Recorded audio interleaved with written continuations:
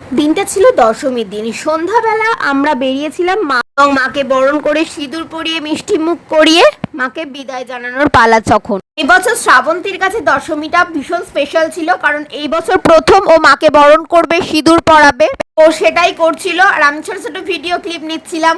তারপর ওকেও সিঁদুর পরালাম। আর মাঝখানে তোমরা খেয়াল করেছো কিনা জানি না, আর গুবলু কিন্তু গনু দাদাকে খুব সুন্দর করে নমো করেছে। তারপর একে একে সব ঠাকুর বিসর্জনের পথে রওনা দিয়েছে। দক্ষিণ পাড়ার প্রতিমার সাথে আমরাও বেশ কিছুটা গিয়েছিলাম। আর সেখানে আমার ছেলে গুবলুর নাচ হবে না সেটা তো হতেই পারে না।